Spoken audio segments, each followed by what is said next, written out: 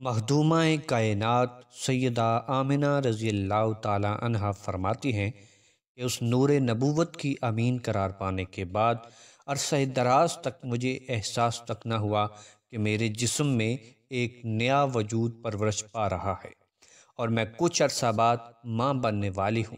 خواتین جن تغیرات سے دوچار ہوتی ہیں، میں ان میں سے بالکل محفوظ رہی۔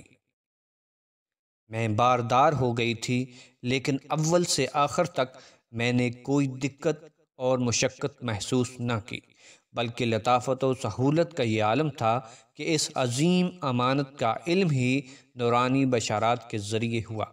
پہلے اس کا پتہ ہی نہ چل سکا۔ سیرت ابن حشام میں ابن اسحاق سے مروی ہے کہ سیدہ آمنہ رضی اللہ تعالی عنہا فرماتی ہیں کہ سونے اور جاگنے کی درمیانی کیفیت تھی کہ کوئی آنے والا فرشتہ اس نے کہا، کیا آپ کو علم ہے کہ آپ اس امت کے سردار اور اس کے نبی کی والدہ بننے والی ہیں؟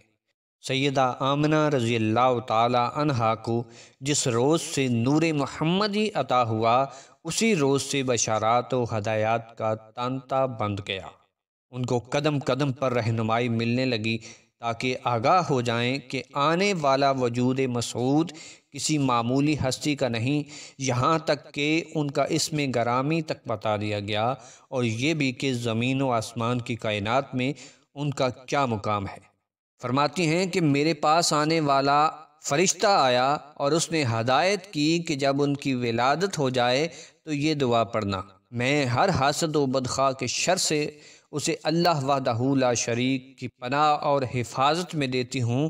پھر اس کا نام محمد رکھنا، کیونکہ ان کا نام تورات اور انجیل میں احمد ہے۔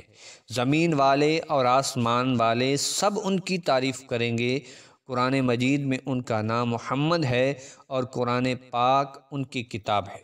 ابو نعیم نے عمر بن قتیبہ سے روایت کی ہے کہ انہوں نے بتایا کہ میرے ابا جان ایک متبحر عالم تھے۔ انہوں نے یہ حقیقت بیان فرمائی کہ جب سیدہ آمنہ رضی اللہ تعالی عنہا کے ہاں ولادت کا وقت قریب آیا تو اللہ رب العزت نے فرشتوں سے فرمایا کہ تمام آسمانوں اور جنتوں کے دروازے کھول دو، اور انہیں وہاں حاضر ہونے کا حکم دیا۔ چنانچہ وہ اترے اور ایک دوسرے کو بشارتیں دینے لگے۔ دنیا کے پہاڑ فخر سے بلند ہو گئے، سمندروں میں روانی آ گئی اور موجیں اٹھنے لگیں، اور اہل زمین میں مبارک سلامت اور بشارت کا سلسلہ چل نکلا۔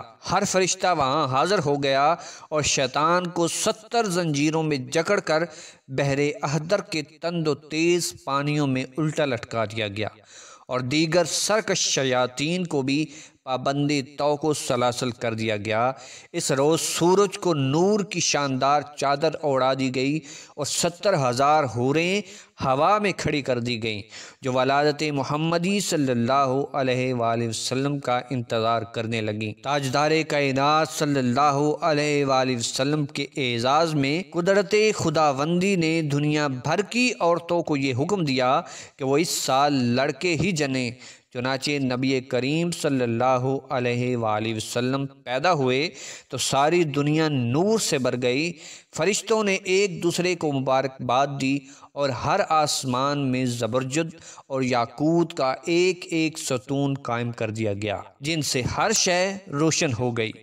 چنانچہ یہ ستون آسمان میں بہت شہرت رکھتے ہیں، جن کو تاجدار کائنات صلی اللہ علیہ وآلہ وسلم نے معراج کی شب ملاحظہ فرمایا۔ آپ صلی اللہ علیہ وآلہ وسلم کو بتایا گیا کہ یہ وہ ستون ہے جو آپ صلی اللہ علیہ وآلہ وسلم کی ولادت پاک کی خوشی میں نصب کیا گیا تھا۔ شب ولادت اللہ رب العزت نے حوض کوثر کے کنارے مہکتی کستوری کے 70,000 درخت لگائے جن کے پھل اہل جنت کے لیے خوشبودار دھونی کا کام دیں گے۔ اس رات آسمان والے اللہ کے حضور سلامتی کی دعائیں مانگتے رہے۔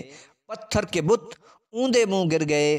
لات اور عزا کے شیطان اپنے تھان سے باہر نکلے۔ وہ چیخ رہے تھے کہ قریش کو کچھ پتہ نہیں ہے کہ وہ کس حال کو پہنچ گئے ہیں۔ صدیق اور امین آ گئے ہیں، بیت اللہ شریف کے اندر سے کئی روز تک یہ آواز سنائی دیتی رہی کہ اب میرا نور مجھے واپس کر دیا جائے گا، میری زیارت کرنے والے از سر نو آنے لگیں گے، مجھے جاہلیت کی نجاستوں سے پاک کر دیا جائے گا۔ اے عزا، اب تیری موت کا وقت آ گیا ہے۔ بیت اللہ شریف پر مسلسل 3 روز تک اسی طرح لرزہ طاری رہا۔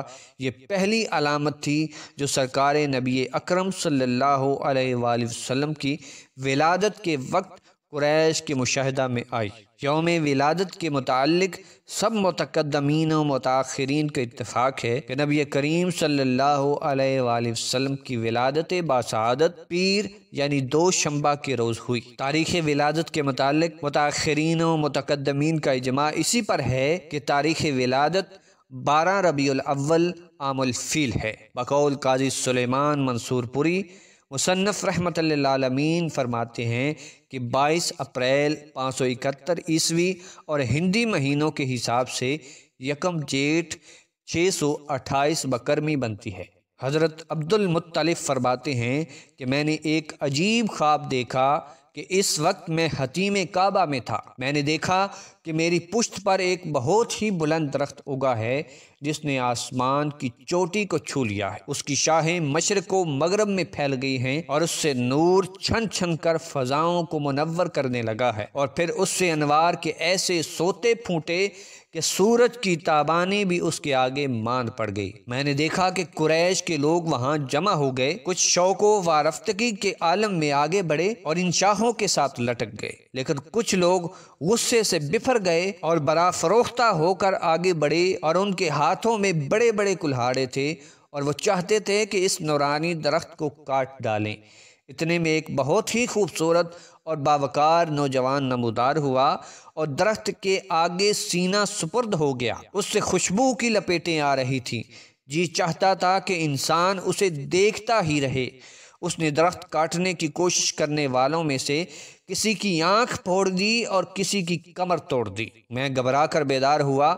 ایک کاہنہ نے تعبیر بتائی کہ تمہاری نسل میں سے ایک شخص پیدا ہوگا کہ جس کے جاہ و جلال اور عظمت و کمال کی پوری دنیا میں دھوم مچ جائے گی۔ حضرت عبد المطلب اسی صبح نور کے تڑکے صحن کعبہ میں رونق افروز تھے کہ یکدم انقلاب آیا، بت درم بھرم ہو گئے، اوندے منہ ایسے گر پڑے جیسے نظر نہ آنے والے ہاتھوں نے انہیں زمین پر پٹک دیا ہو، اور ساتھ ہی دیوار کعبہ سے ایک دلکش آواز گونجی، وہ مختار مصطفیٰ صلی اللہ علیہ وآلہ وسلم پیدا ہو گئے ہیں، کفار جن کے ہاتھوں شکست کھا جائیں گے۔ جس سہانی گھڑی چمکا طیبہ کا چاند، اس دل افروز ساعت پہ لاکھوں سلام۔